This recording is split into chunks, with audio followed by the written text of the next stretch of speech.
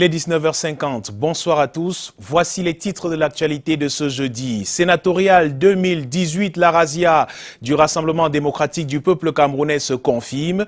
63 sièges sur les 70 possibles. Le SDF s'en sort avec 7 sièges contre 0 pour les 7 autres formations politiques en course pour ces élections sénatoriales. Les premiers enseignements de ces résultats dans l'attente de la nomination des 30 autres sénateurs par le chef de l'État. On en parle dès l'ouverture de ce 19h50. À la une également ce soir, plus de 9 ans qu'ils se regardent en chien de faïence. Les communautés chiites et sunnites du Noun vivant à Douala viennent d'enterrer la hache de guerre au cœur de la brouille. Une affaire de mosquée expropriée à l'une des communautés sœurs. L'arbitrage des autorités traditionnelles et administratives semble ramener la paix dans la maison. À la une également ce soir, rappelez-vous de cette affaire d'un taximan battu à mort par des gendarmes à Yaoundé le 19 mars dernier. La levée de corps de l'homme a lieu demain et dans la foulée, les syndicats du secteur des transports annoncent un arrêt de travail comme suite de colère. La famille du défunt, elle, prépare les obsèques. Et le plus de l'info ce soir s'intéresse à la faculté de génie industriel de l'université de Douala. L'institution qui a vu il y a quelques jours la qualité de ses enseignements remise en cause par l'Ordre national des ingénieurs du génie civil. Conséquence, de nombreux diplômés broient du noir après leur sortie de la FGI. Pourtant, une institution publique. Le plus de l'info a mené l'enquête.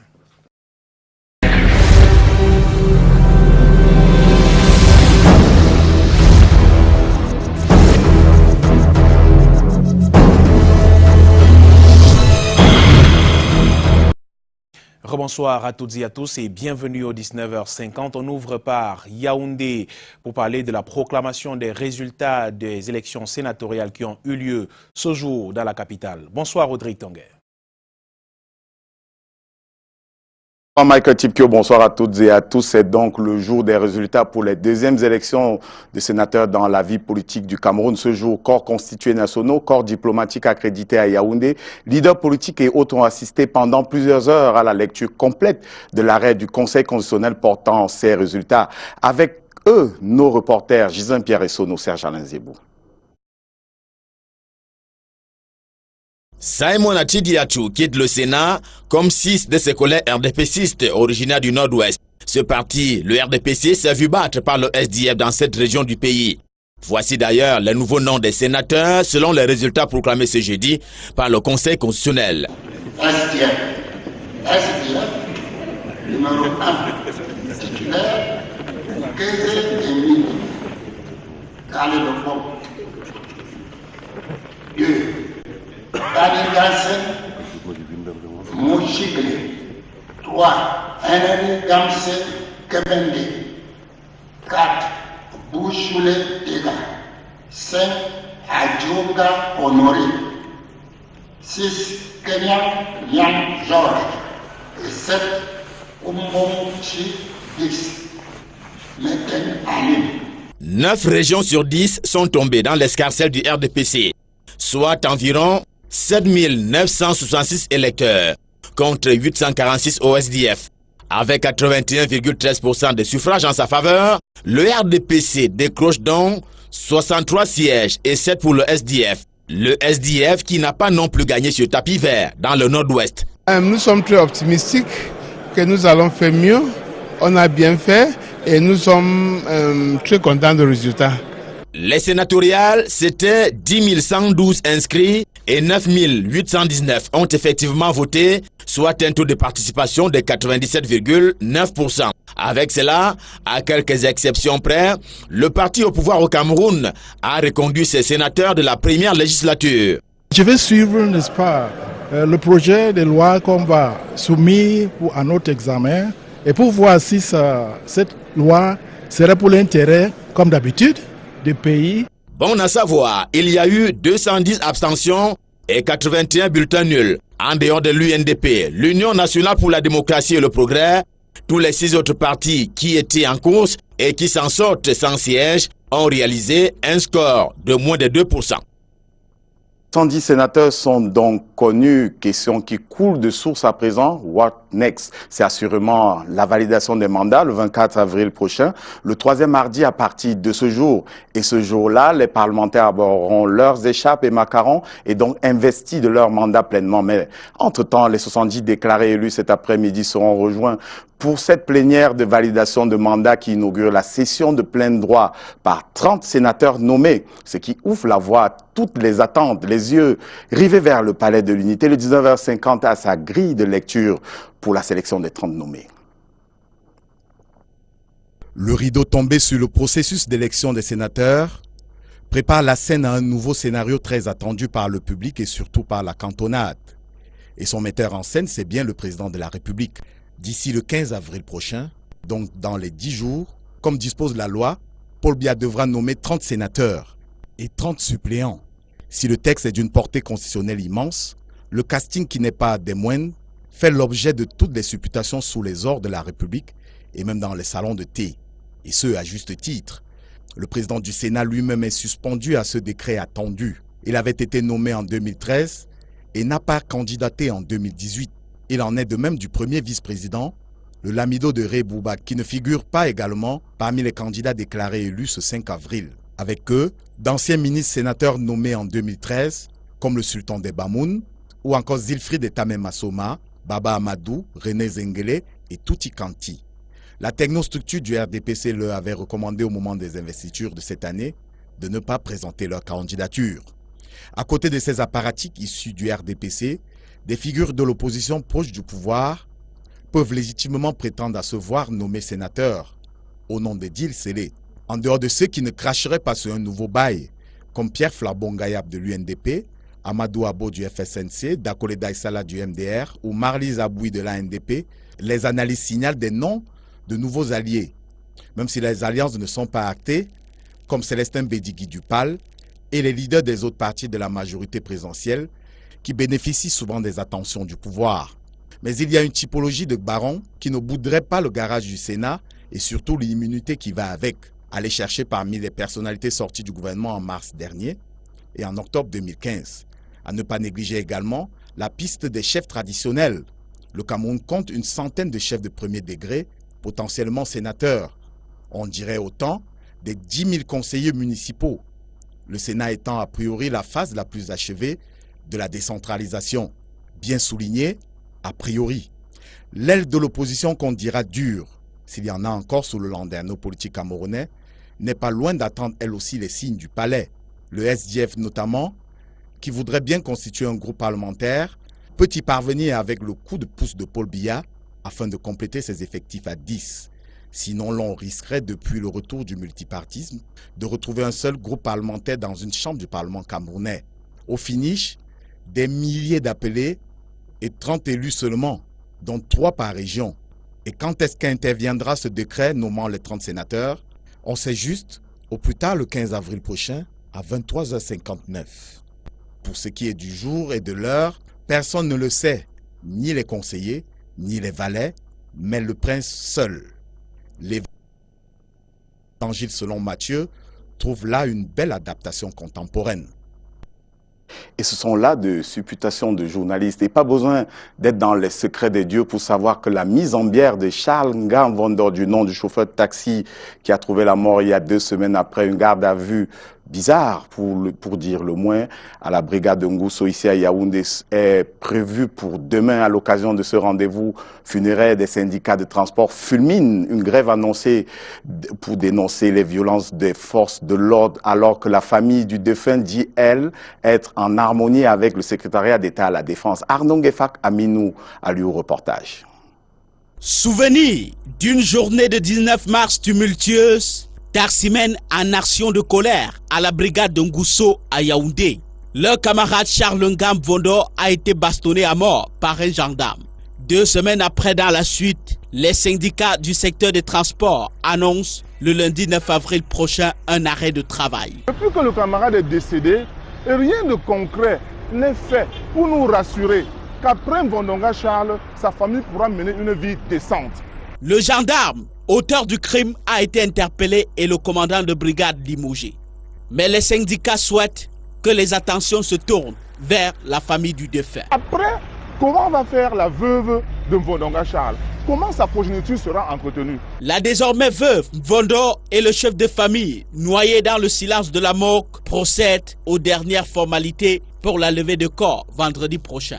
Sauf que là, apprend-on, le problème soulevé par le syndicat est résolu ou en cours de résolution. Nous avons rencontré le secrétaire d'État à qui on a posé nos doléances, à savoir que les obsèques se déroulent dans les meilleures conditions et que la prise en charge de la progéniture laissée par le défunt soit effective. Le CED a été d'accord avec nos doléances. Le CED a donc donné une somme d'argent pour les obsèques.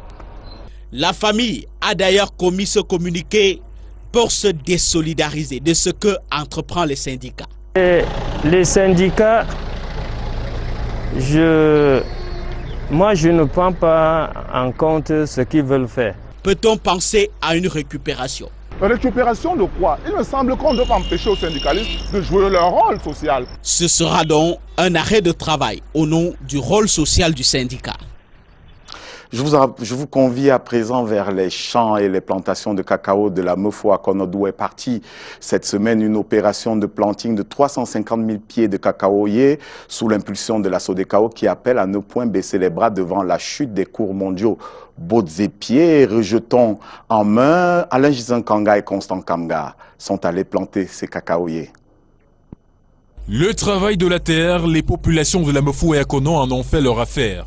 Et ils ont un goût de plus en plus prononcé pour la pratique de la cacaoculture, malgré la baisse relative du coût du cacao sur le marché international. Les producteurs de cacao disposent de grandes surfaces d'exploitation. Le cacao aujourd'hui paye. Il est vrai, l'année dernière, on a connu une baisse, mais l'homme vit d'espoir.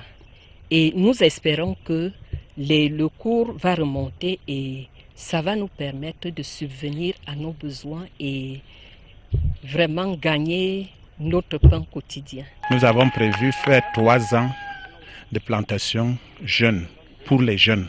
Et ils ont 3 ans pour que chacun puisse avoir créé au moins 1 hectare de cacao. Impressionné par l'engouement de ces populations, le directeur général de la Société du développement de cacao a mis à leur disposition 350 000 plants. Une opération qui rentre dans le cadre de la création de nouvelles plantations. C'est une mobilisation générale, à tous les niveaux, toutes catégories sociales confondues. Les jeunes, les femmes, les hommes, toutes catégories sociales confondues, jusqu'aux élites les plus élevées dans la nation. Donc c'est une très bonne chose que l'on s'adonne à cela, parce que le cacao a été l'une des plus grandes richesses de ce pays. Pour accroître leur productivité, Jérôme Mvondo leur a offert du matériel adéquat avant d'arborer le costume du professeur et donner quelques cours pour l'entretien de leur exploitation. Il y a des tas de mouvements qui absorbent la sève.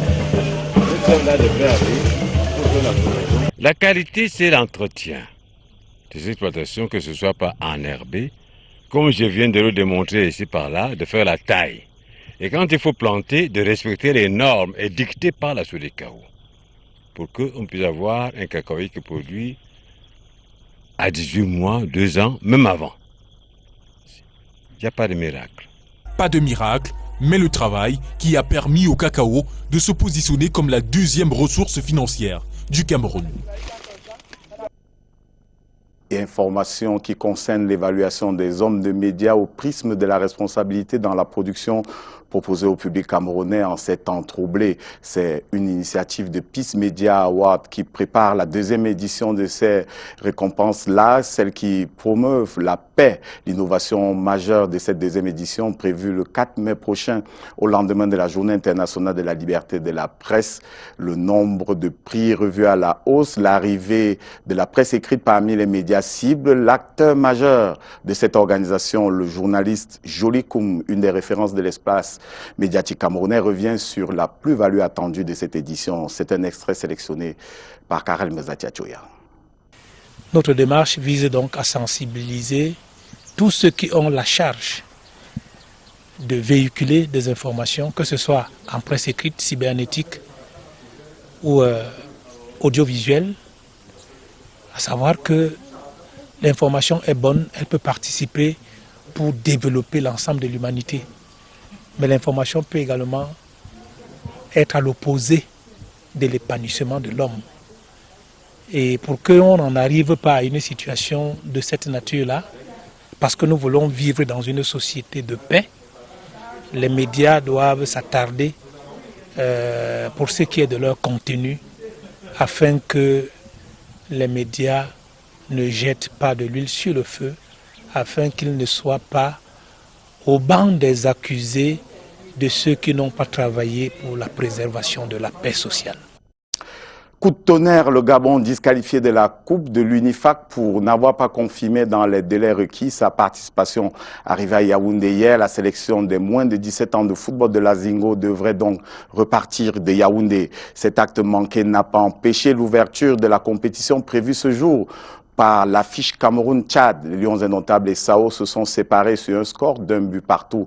Nos Lions cadets ont pourtant ouvert la marque à la 10e minute avant que les Tchadiens ne remettent les compteurs à 0, 2 minutes avant la fin du match. Je vous propose des réactions d'après-match recueillies à la main courante par Alain Gizankanga et Francis Guémenan. Nous sommes déçus de concéder à la maison. On a mené au score, on a eu plusieurs occasions en premier mi-temps, on n'a pas pu concrétiser. Maintenant, c'est une erreur, ça s'est payé cash. C'est vrai que nous avons été dominés à la deuxième mi-temps. On va faire avec, on va s'opposer, préparer le match à venir, on va essayer de gagner. On n'est pas du tout surpris parce que c'est des jeunes que nous avons pris à l'âge de 15 ans, qui ont participé au premier UNIFAC, ils étaient tout jeunes. Donc c'est la deuxième année que nous avons ces jeunes, donc nous pensons que ce n'est pas du hasard. Ils ont joué un bon football et puis ils ont mérité ce match. Et je vous invite à regarder cette déferlante de camions transportant des préfabriqués et autres matériaux importés d'Italie pour les besoins du chantier du stade Olembe situé dans la banlieue nord-ouest de la ville de Yaoundé. Une quinzaine de camions qui a soulevé quelques vagues d'enthousiasme chez les Yaoundéens à travers la capitale en fin de matinée ce jour, roulant vers Olembe. L'Italien Piccini, maître d'œuvre de ce chantier, a promis la livraison du stade dès le début de l'année 2019. Et la suite de ce 19h50 à Douala est donc avec vous, Michael Tipkio, et bonsoir. Bonsoir Rodrigue. Effectivement, plus de 9 ans que la tension était vive entre communautés chiites et sunnites essentiellement issues du département du Noun et habitant la région du littoral. Au cœur du problème justement, la mosquée Tézef de Newbel, créée en 1997. Une mosquée justement de prière, le lieu de prière au départ des musulmans chiites. Le temple sera récupéré en 2009 par la communauté sœur sunnite. Point de départ d'une bataille rude qui va finalement aboutir à la rétrocession à la manœuvre, justement, le sultan roi des Bamoun qui appelle les deux communautés à se donner la main. Monique Naossi Fosso et Guy Fotso.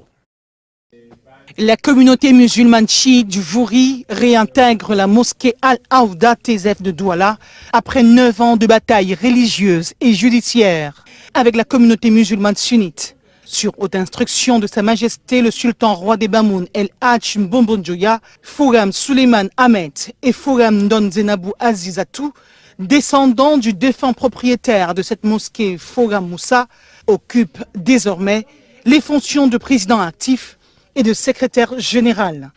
Un rétablissement de la justice selon les chiites. Cette restitution de la mosquée Al-Houda de Tézef à la communauté musulmans chiites du Cameroun pour la gestion religieuse et à la famille promoteur de cette mosquée, famille de gestion administrative, est une preuve que les Camerounais ne doivent pas perdre l'espoir. Il existe encore quelques éléments mers, point de vue administratif, point de vue traditionnel, point de vue culturel, pouvant apporter au peuple camerounais le vivre ensemble responsable, sans folklore, Parce que le vivre ensemble responsable est un vivre ensemble qui émane du respect des institutions républicaines basées sur la laïcité. Le vivre ensemble responsable, c'est le vivre ensemble sans folklore, qui se réfère à la justice et qui se base à la justice.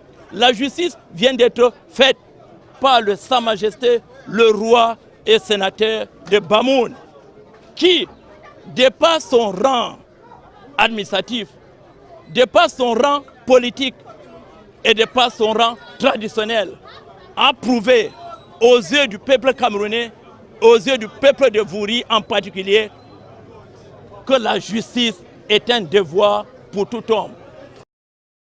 La colère des employés du Centre africain de recherche des bananiers plantains dans le département du Mungo, entrés en grève depuis 3 semaines maintenant. Ils revendiquent 10 mois de salaire impayé. Ils ont encore initié cet après-midi une marche pour exprimer leur courroux. Malheureusement, ils ont été stoppés dans leur initiative par le sous-préfet de la localité qui promet des solutions. Ces employés du Carbab, dans l'attente d'un épilogue favorable, ont déserté les champs depuis 3 semaines maintenant. Yvonne Katiken et Luciano Ndiakou pour les détails.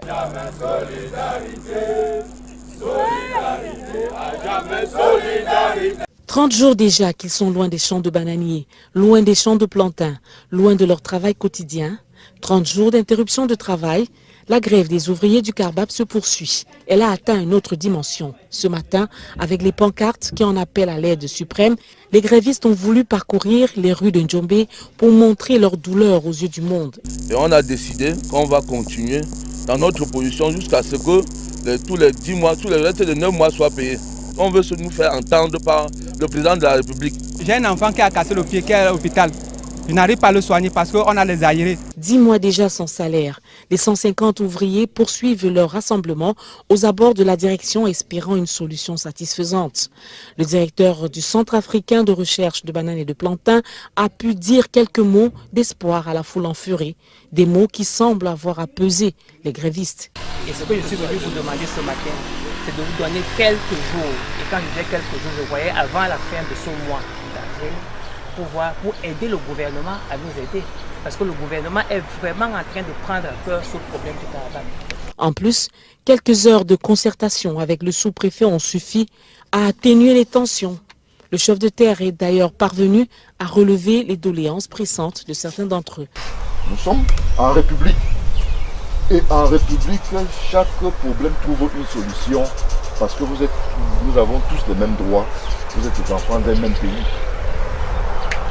Là, pour les problèmes des uns et des autres, il trouve toujours une solution en République. Pour l'heure, la paix n'est certes pas revenue, mais les grévistes ont rangé leurs pancartes le temps du week-end et le mouvement reprendra dès lundi. Affaire à suivre. Coup de filet des éléments du peloton motorisé de gendarmerie de Bonabéry à Douala. Un stock de plusieurs sachets de plastique non biodégradables rattrapés ce jour. Les emballages plastiques en question ont été classés et recouverts d'igname dans un camion. Le véhicule en question venait de la région du Nord-Ouest. Les éléments de la gendarmerie qui ont dû user de beaucoup de vigilance pour se rendre compte que les plastiques étaient dissimulés dans les produits alimentaires. Robert Charlito pour les détails. Des sachets en plastique non biodégradable saisis par les éléments du commandant du peloton routier motorisé de Bonabéry, Djibrila Diada. Un stock de plusieurs millions de francs savamment enfoui entre ignames, couches jetables pour enfants et pots de peinture. Le véhicule en provenance du Nord-Ouest a été stoppé net à quelques encablures de Douala. Les chauffeurs ont changé le mode opératoire qui leur permet de dissimuler le matériel qui peuvent détruire notre environnement. Et nous n'allons pas nous arrêter en si bon chemin. D'ici peu,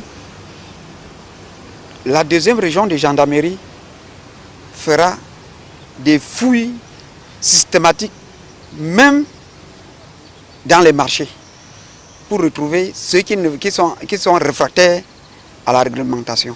La saisie par les éléments de la gendarmerie reste une grosse surprise pour la propriétaire qui jure ignorer le décret ministériel interdisant l'utilisation des sachets en plastique non biodégradables.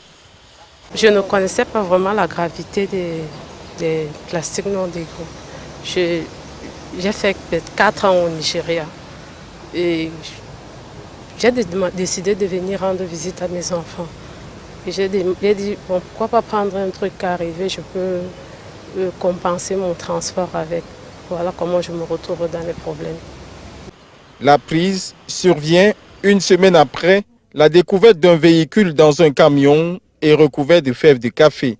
La fouille systématique initiée par la haute hiérarchie de la gendarmerie nationale dans le littoral contribue à lutter efficacement contre le trafic illicite et la contrebande. En économie, un peu plus de 30 milliards de francs CFA débloqués par l'État du Cameroun pour régler la dette intérieure du pays. Les paiements qui ont débuté depuis hier concernent les personnes physiques, les prestataires de l'État, les subventions, les contributions et autres formes de contrepartie. À noter que ces paiements concernent l'exercice 2016. Les éclairages de Jean-Christian Cam et Stéphane Binac. L'État du Cameroun ordonne le paiement d'une partie de sa dette intérieure dès ce 4 avril 2018. Réaction des experts à la suite du déblocage d'une première enveloppe de 30 milliards de francs CFA. C'est une décision importante à saluer. Nous espérons qu'une part belle sera consacrée au paiement de la dette due aux petites et moyennes entreprises qui souffrent beaucoup plus que les grandes entreprises. Et pour quel impact sur les PME qui constituent les 80% du tissu économique national? C'est une mesure qui participe donc de l'amélioration, je veux dire, du climat des affaires. Parce que c'est une bouffée d'oxygène, notamment pour les petites et moyennes entreprises, dont on sait que beaucoup, à cause donc de ce non-paiement, de cette dette intérieure de l'État, ont dû fermer boutique. La rétention de la trésorerie des entreprises dans leur globalité, des PME en particulier, crée un goulot d'étranglement, un frein dont on ne saurait comme ça mesurer. La Caisse autonome d'amortissement précise que pour apurer la dette intérieure du Cameroun, pour l'exercice 2018, le gouvernement devrait débourser 560 milliards de francs CFA. C'est dire si la route est encore longue. Dans le cadre du programme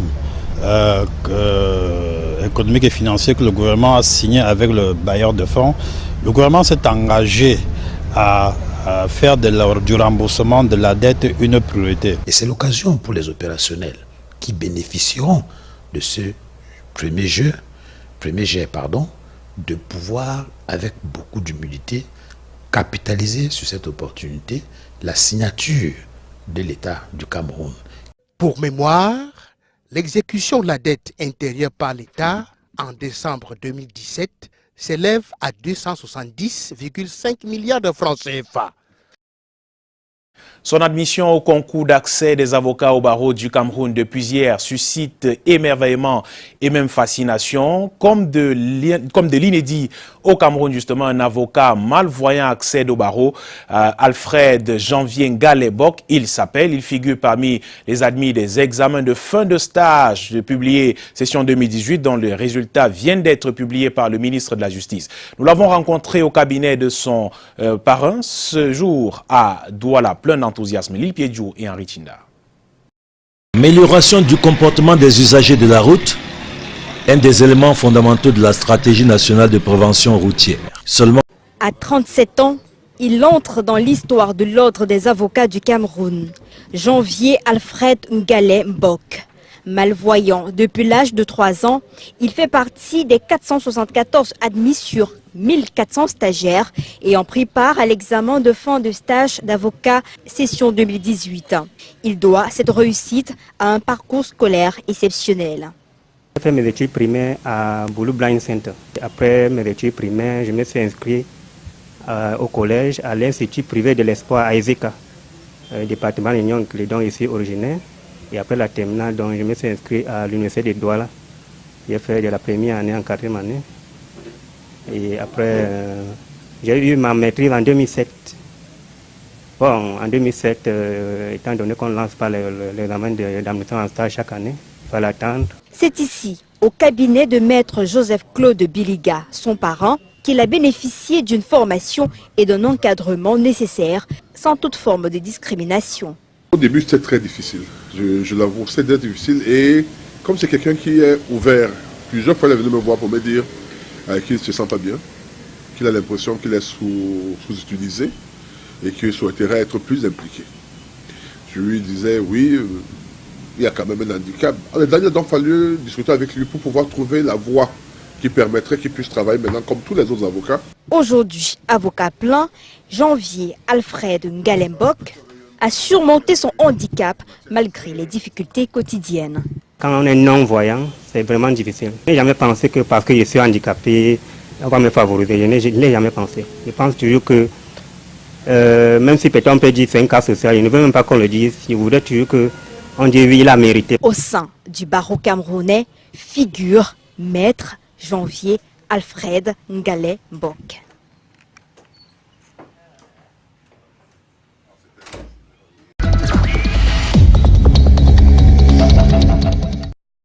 Le plus de l'info ce soir s'intéresse à une affaire qui met à mal la crédibilité de l'enseignement supérieur au Cameroun.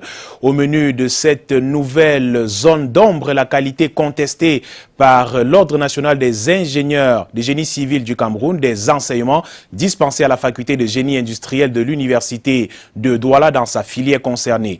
Comment vivent ces diplômés pourtant issus d'une université d'État et comment se trouvent-ils justement dans cet imbroglio? Comment comprendre aussi l'entêtement justement de l'Ordre national des ingénieurs des génies civils du Cameroun qui s'entête justement à ne pas reconnaître ces diplômés malgré les nombreuses explications du doyen de la faculté. Véritable casse-tête qui fait le plus l'objet du flux d'infos ce soir avec Patrick Christian Dobor. Au centre de la discorde entre la faculté du génie industriel de l'université de Douala et l'Ordre national des ingénieurs du génie civil, la suspension ou le refus d'inscription au tableau de l'ordre des ingénieurs du génie civil formés par la faculté. Tout allait pourtant bien pour les premières promotions de cette institution, qui pour certains de ses membres avaient réussi sans difficulté à s'inscrire au tableau de l'ordre. J'ai été admis à l'ONIGC en mars 2014. J'ai déposé les dossiers en février et 6 semaines plus tard, j'ai reçu ma réponse d'admission. Nous avons effectué notre prestation de serment lors de la rencontre annuelle de Bamenda. C'était du 30 au 31 janvier 2015.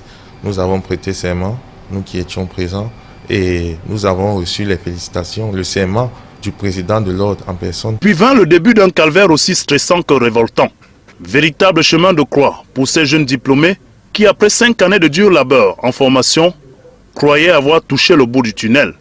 Les soucis ont commencé au courant de l'année 2015. Ce qui fait qu'en 2016, lors de la rencontre de Kribi, nous y sommes allés un peu en sous-marin, je dois l'avouer. Mais on faisait l'effort de ne pas se faire remarquer. C'est un peu comme si on avait sur notre front marqué FGI, vous voyez. C'était assez stressant parce que les camarades étaient suspendus les uns après les autres. Et moi, je me demandais à quel moment ça allait arriver, puisque je sentais que ça allait arriver. Comment en est-on arrivé là? Pour cette institution d'État, créée en 1993 et opérationnelle depuis 2006, l'ordre qui conteste le cursus de formation de la faculté ne se fait pas prier pour exposer les griefs qui motivent sa décision. Ce que nous nous demandons d'abord, est-ce que la FGI est réellement habilitée à former des ingénieurs de génie civil? Première question, est-ce qu'ils sont habilités réellement même d'abord à former des ingénieurs?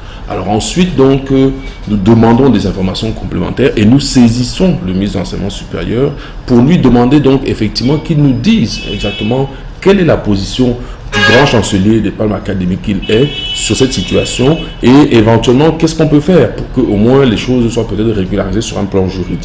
Des arguments jugés révoltants pour ces quelques 300 ingénieurs du génie civil aux abois qui s'interrogent sur la légitimité et la légalité de la démarche. Nous avons aujourd'hui nos camarades qui sont diplômés de la faculté de génie industriel qui ont été reçus au concours d'entrée à la fonction publique au grade d'ingénieur de génie civil.